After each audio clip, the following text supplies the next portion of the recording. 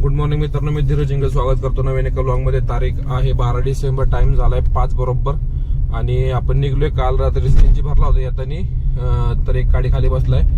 तर बघूया आज आपली सुरुवात कोण करते. फर्स्ट राईड आपल्याला भेटली एअरपोर्टची. 295 कस्टमरचं बिल झाले, 230 रुपये आपल्याला दिलेत आणि टाइम झालाय 5:49. आता इथनं बघूया आपल्याला राईड कुठं पडते. आज जरा गर्दी दिसतीये, फ्लाईट वगैरे जास्त असतील. तर बघूया आता इथनं आपण कुठं जातोय. सेकंड राईड पडली आपल्याला एअरपोर्ट कडनं हिंजवडी. फेज 1 का 2 आहे वाटतं, 1च वाटतं, पण 22 किलोमीटर दाखवले. 1-2 किलोमीटर जास्त आहे माझ्या हिशोबाने. तर ठीक आहे, 281 फेर दाखवले. 250 किंवा 260 आपल्याला भेटायला पाहिजे. तर कॉल आला तर कस्टमरचं थांबले तिथं ऑलरेडी येऊन. तर आपण चाललोय पिक करायला सेकंड फ्लोअरला. सेकंड फ्लोअर वरनं जाऊ दिलं तर ठीक, नाही तर मग थर्ड किंवा फोर्थ फ्लोअर पासून फिरून यावं लागते. नेहमीच चेंजचं हे. तर ठीक आहे, हरकत नाही, काम आहे. तर बघूया वेळ किती लागते. सोडलंय आपण कस्टमरला.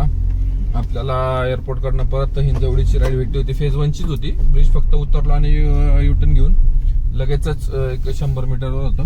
आता इथं आलोय तर सीएनजी भरून घेतो. सकाळी आपण 2 गाड्या जो खाली होता तो काही भरला नाही.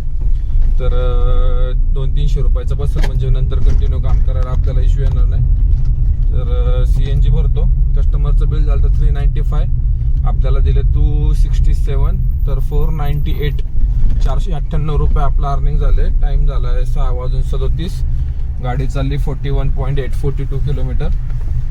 तर आता इथनं आपण सीएनजी भरू आणि बघूया नंतर कुठं राईड भेटते आपल्याला. जवळपास अर्धा-पाऊण तास झाला आपण थांबलोय. राईडच येत नाही. राईड येतात तर वाघोलीची एक आली 24 किलोमीटर आणि 5 किलोमीटर पिकअप 240 रुपये. उबेर ओला तर वाजत नाहीये, रॅपिडो पण नाही वाजलं. तर आता आपण जवळपास अर्धा-पाऊण तास झाला वेट करतोय. 7:50 झालेत. जवळपास 50 मिनिटं झाले आपण वेट करतोय.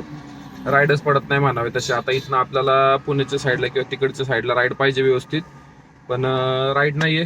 सो वेट करतो. इकडे तिकडे फिरण्यापेक्षा थोडंसं फिरलोय आपण. वाकडपासनं पिंपळी सौदागरला शिवर चौकामध्ये आलोय आणि इथं आता वेट करतोय नेक्स्ट राईड साठी. बघूया किती वेळ लागतोय राईड पडायला.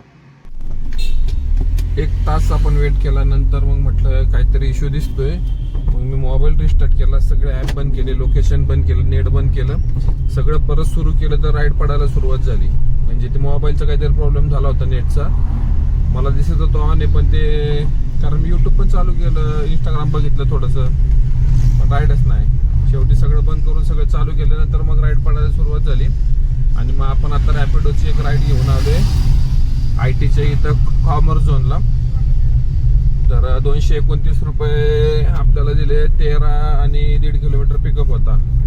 14-14.5 किलोमीटरचे. तर ठीक आहे, आता इथनं आपण एअरपोर्टला जाऊ आणि बघूया इथनं आता राईड कुठे भेटते, किंवा आधी जर राईड पडली तर आपण त्या राईड कंटिन्यू करू. बघू आता नेमकं कुठं जाते. उबेरकडनं राईड पडली होती आपल्याला वाकडची 300 रुपये 1.1चा सर्जनी. आपण ॲरा मॉलला आलोय आणि इथं आल्यावर कस्टमर येत नाही, फोन नाही उचलला आणि 5 मिनिटांनी फोन उचलला तर रॉंग नंबर म्हणून सांगितलं. आता इथं येऊन आपण गुंतलं. आता इथं राईड नाही पडत आहे व्यवस्थित. सो आता इथं आपण थांबलोय. बघूया इथं राईड पडायसाठी आता किती वेळ लागतोय. काल ते इकडं कोंडव्याची, पण तिकडे जात नाही आपण. सो आता आपल्याला वेट करावं लागेल. बघूया किती वेळ वेट करावं लागतोय. आता फर्स्ट टाइमच असं झालं की कॅन्सल केल्यानंतर राईड भेटत नाही, कारण फ्लाईट नाही येत आता. तर बघू आता किती वेळ लागतोय आपल्याला. आपल्याला एक 20 मिनिटानंतर राईड आली. गोळीबार मैदान स्वारगेटच्या अलीकडेच होतं. तर 170 रुपये आपल्याला भेटलेत. आणि आता इथनं आपल्याला एअरपोर्ट पासून बाहेर तर पडणंच होतं. आता परत एक एअरपोर्टची आली होती, पण आता फ्लाईट नाहीये, तिकडे जाऊन परत गुंतणार. सो नाही घेतली.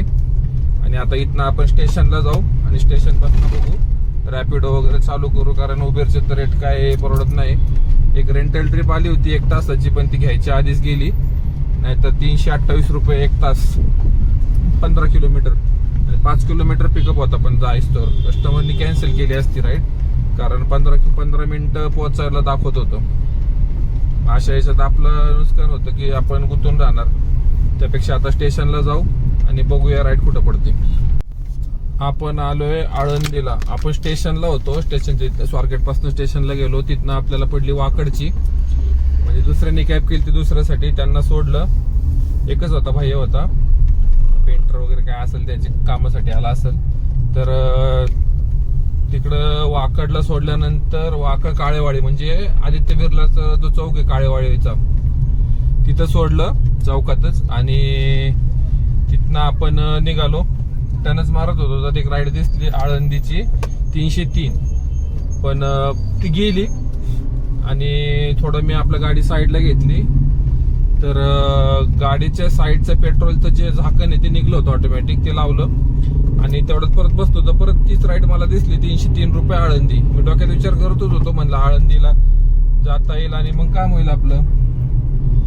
तर आळंदीला मग तीच राईड परत आली. थोडंसं आतमध्ये होतं, पण गेलो घ्यायला, कारण कॉलनीमध्ये होतं, त्याच्यामुळे ती कॅन्सल झाली असेल जायला.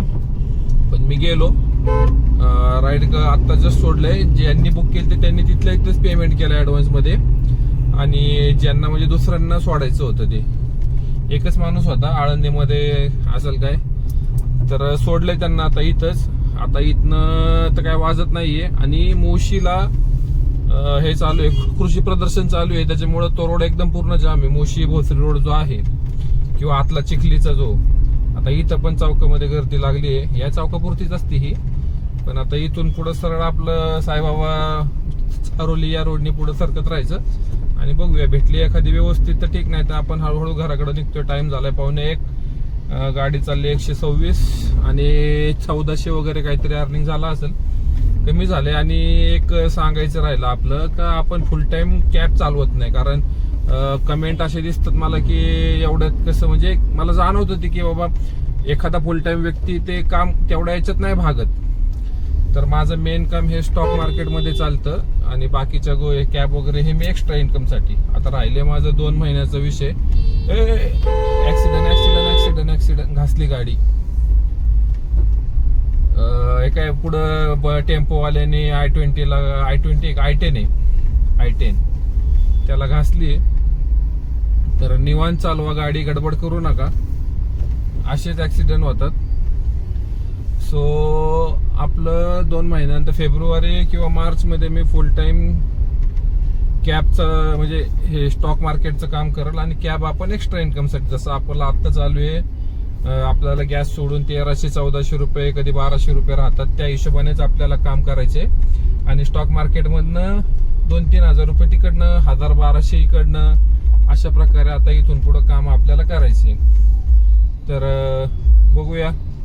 एक लक्षात ठेवा की एका बिझनेसवर सध्या डिपेंड राहून काम होणार नाहीये. ओला उबेर तर नाहीच नाही. सो आपण स्टॉक मार्केटमध्ये काम करतोय, 3.5 वर्ष झाले. मेन आपला बिझनेस तो आहे, हे आपण एक्स्ट्रा इन्कम साठी करतोय. तर ठीक आहे, बघूया आणखी काम करतोय का आपण. भेटूया डायरेक्ट उद्या मग.